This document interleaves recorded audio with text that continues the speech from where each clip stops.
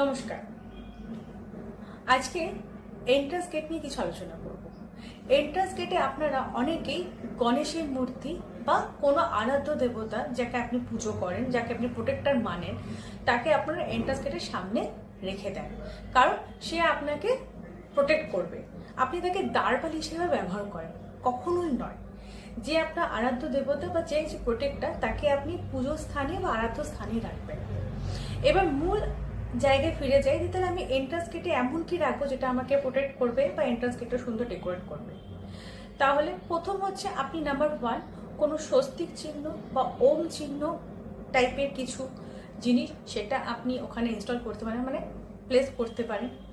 দ্বিতীয় হচ্ছে সুন্দর করে আপনার এন্ট্রান্স গেটের নেম প্লেট দিয়ে সেটা সাজাতে পারেন।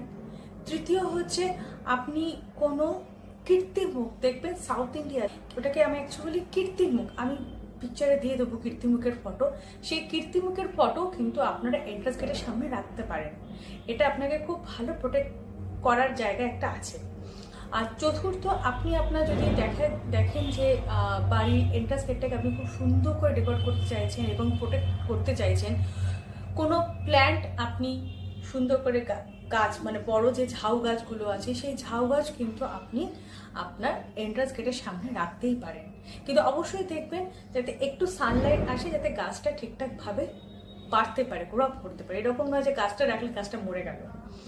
আর নেম প্লেট কেন বলছি, কারণ প্রত্যেকটা এন্ট্রান্স গেটে যদি সামনে একটা নেম প্লেট রাখা যায়, সেটা কিন্তু একটা শুভ মানা হয়।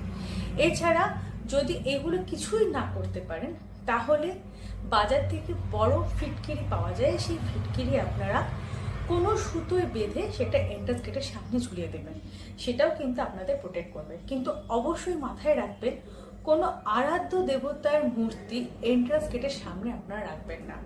আমি যেগুলো বললাম সেই ফটো, সেইগুলো আপনি কিন্তু এন্ট্রান্স গেটের সামনে রাখতেই পারেন। নমস্কার।